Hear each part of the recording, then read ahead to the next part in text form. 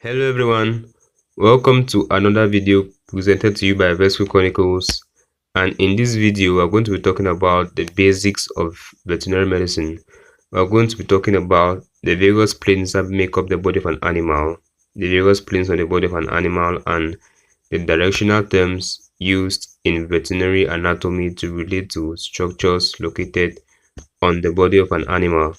So without wasting so much time, let's get into the business. I'm going to be starting with the planes of the body of an animal. So in this case, we're using the cattle, and I'm using the 3D Bovine Anatomy app by biosphera. So to begin with the planes of an animal, I'm going to switch the themes to the dark mode so that we should be able to see the various labelings of the planes clearly, because they are not quite clear in this light mode. So I'll switch the theme. All right, this is better. So the body of an animal is divided into different sections by different planes, and this include the median plane, transverse planes, the horizontal planes, and the sagittal planes. We are going to be viewing and describing all of these planes in this video, so stay with us to the end. To begin, I'm going to start with the median plane. The median plane is a plane that divides the body into two equal right and left halves. It is also known as the mid-sagittal plane or the midline. So we can notice the median plane up here. This is the median plane. This is the median plane that divides the body into equal left and right halves. So if you look at it clearly, the median plane is labeled here, and it divides the body into two halves, two equal halves, the left and the right halves. So here is the median plane. Now the next plane is the sagittal plane. The sagittal plane is not really labeled here, but it is simply any plane that is located parallel to the median plane, and it divides the body into two unequal halves. So if the lateral plane is located parallel to the median, the sagittal plane is located parallel to the median plane, it's going to divide the body into two unequal halves. The next plane is the transverse plane. So here is the transverse plane. The transverse plane causes the body or an organ at right angles to the long axis or the body of an organ, and it is perpendicular to the median plane, dividing the body into cranial and caudal portions. So if you look at this 3D model, you're going to see that here is the transverse plane, and it divides the body into the cranial part. So here's the cranial part towards the head, here's the cranial part towards the head, and the caudal part towards the tail. So the transverse plane divides the body into cranial parts, the cranial portion, and the caudal portion. So here is the transverse plane. The next plane we're going to be talking about is the frontal plane. It is also known as the dorsal or the horizontal plane, and it divides the body into dorsal and ventral portions. So if you look at the side of the animal, you're going to see that there's this plane that divides the body into a dorsal and a ventral part, a dorsal part upward and a ventral part downward. This is the frontal plane or the horizontal plane or the dorsal plane. So you can see it labeled here as the horizontal plane. Here it is labeled as the horizontal plane. So it divides the body into dorsal and ventral portions. So you can see from here, this is the frontal plane or the horizontal plane, and it divides the body into the dorsal and ventral portions.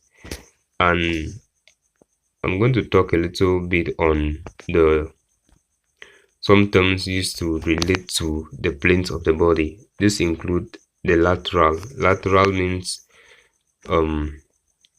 away from the median plane or towards the side. So here is, you can see this term here labeled lateral.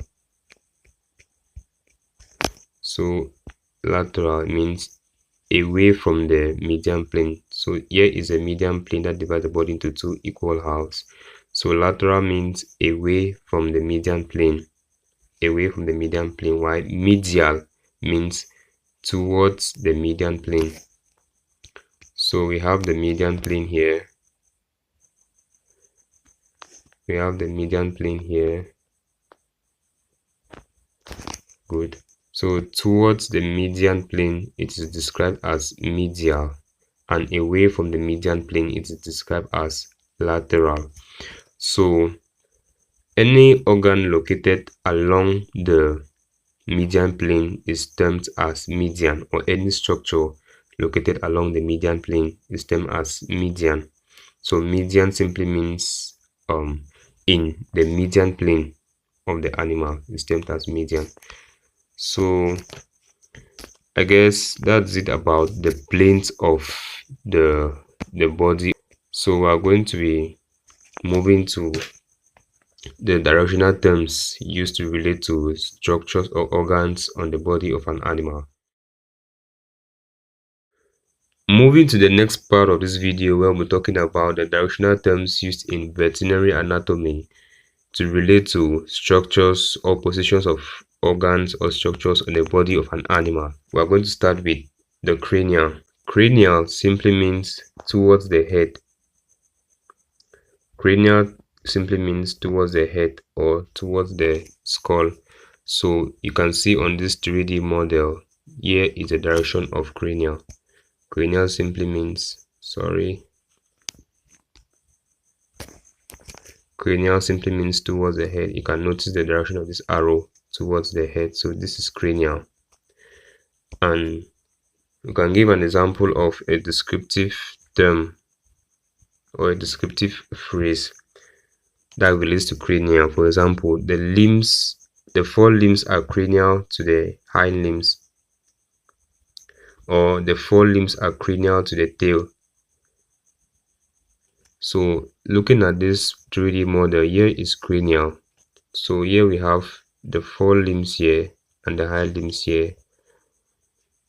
So cranial simply describes towards the head. So when they say the forelimbs are cranial to the hind limbs, the forelimbs are cranial to the hind limbs, it simply means the forelimbs are closer to the head.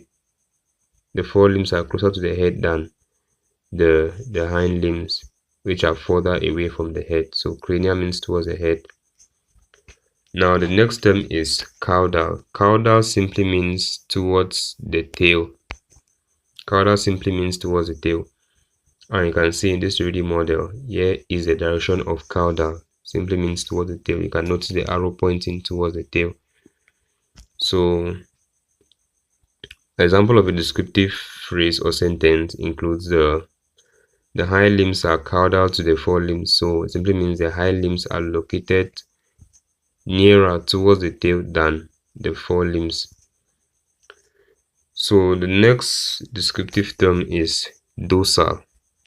Dorsal in simple terms means towards the back, or towards the vertebral column, towards the back of the animal, or any portion related to the back of the animal. So from here downwards, all of this section downwards relating to the back is dorsal.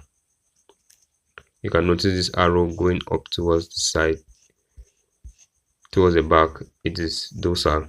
Now the next descriptive term is ventral. Ventral simply means opposite dorsal. So ventral means towards the belly. You can notice the arrow pointing downwards towards the belly. So all of this portion towards the belly of the animal is termed as ventral. All of this portion is termed as ventral. So the next term we're going to talk about is rostral. So here is the location of rostral. Rostral simply means towards the muscle area that's in between the eyes and the nostrils is the muscle. So rostra simply means towards the muscle or around the muscle or any region around the muscle. It is termed as rostral. The next terms we are going to talk about include palmar and plantar. Palmar and plantar are used to relate to the digits. In this 3D model, you can notice the labeling here. Good. Here is dorsal and here is palmar. Palmar simply means towards the palm of the animal. Towards the palm of the animal. That is the side of the forelimb that is in contact with the floor.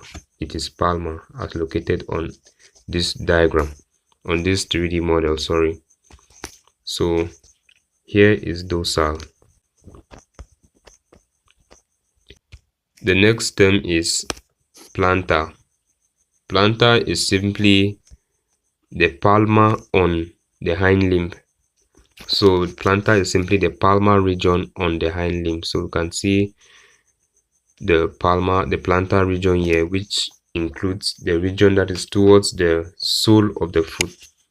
So here is plantar towards the sole of the foot.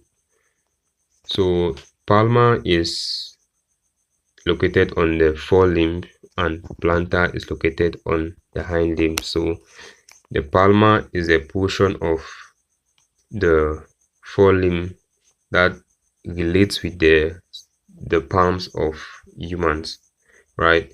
While plantar is the portion of the hind limb that relates to the sole of the foot. Now the next terms we're going to talk about are distal and proximal. The term distal and proximal simply means nearer to or away from. Proximal means near. So you can look at this example on the hind limb here. You can see proximal is towards the, let me put on the skeleton so you can actually see the terms as related. So the terms proximal and distal are simply used to describe the distance from a point of origin. Proximal means near, closer to the point of origin, and distal means further away from the point of origin. To use an example, we can say the elbow is proximal to the digits. So we can say this is proximal. Proximal means nearer to the point of origin. So here is the elbow. We can take the scapula as a reference or the humerus as a reference. So the elbow, which is here, is proximal to the digits, which are down here. So here are the digits. Here is the elbow. So proximal means near to the point of origin, and distal means away from the point of origin. Example, the elbow is proximal to the digits. So here is the elbow here. Here, let's say here is the point of origin on this on the articulation between the humerus and the radius and the ulna. So here is the elbow. It is proximal. It's nearer to this point of origin. It is proximal to the digits, which are further away from the point of origin. And now distal simply means it is away from the point of origin. Example, the carpals are distal to the elbow. The carpals are distal from the elbow. So we have the point of origin here. Here is the elbow, and here are the carpals. So they are further away from this point of origin, which is the elbow joint. So the carpals are distal to, they are further away from the point of origin. So the next terms we are going to be described are axial and abaxial. Axial and abaxial are simply used to refer to the digits. Axial simply means close to the axis. Axial simply means close to the axis, and abaxial simply means further away from the axis of the digits. So axial means closer to the axis of the digits, and abaxial means further away from the axis of the digits. Now the next terms are superficial and deep. Superficial and deep. So to define the term superficial and deep, we are going to use the muscles.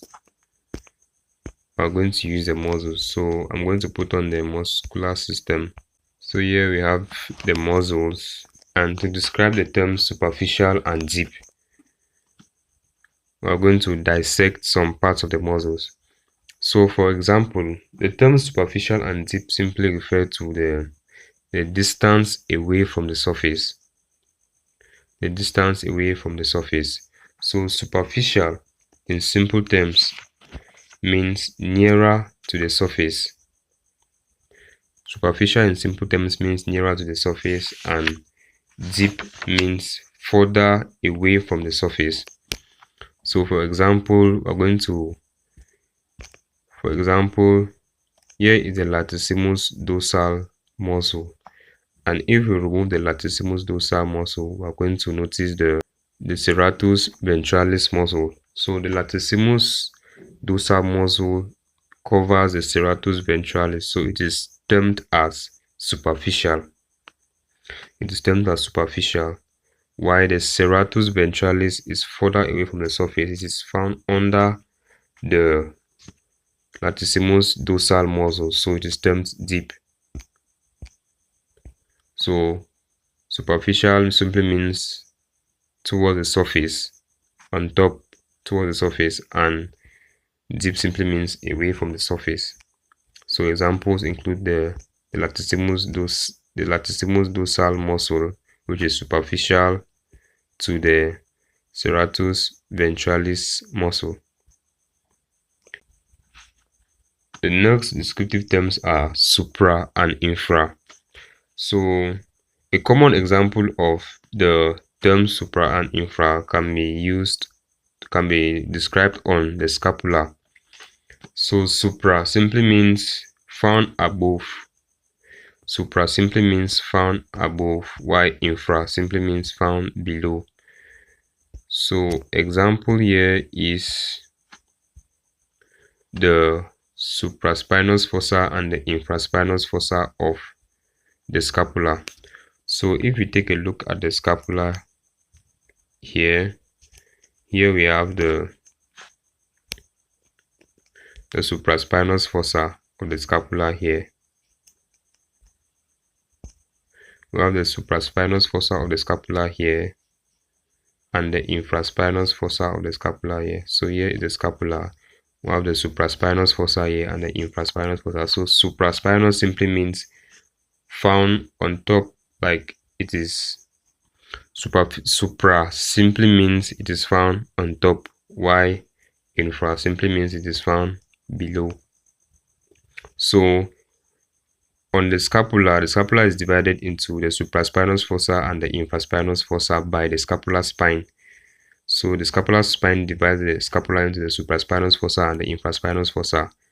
And now the supraspinous fossa, if you look at it anatomically, it is kind of found above the infraspinous fossa in relation to the scapular spine. So supra means on top and infra means under or below. Examples are the supraspinous fossa and the infraspinous fossa of the scapula. So I guess we have come to the end of today's video. Please do well to like and subscribe to this channel so that you'll be the first to get notified when we upload more amazing videos like this. And please share to your friends whom this video might be of help to, and see you in my next video.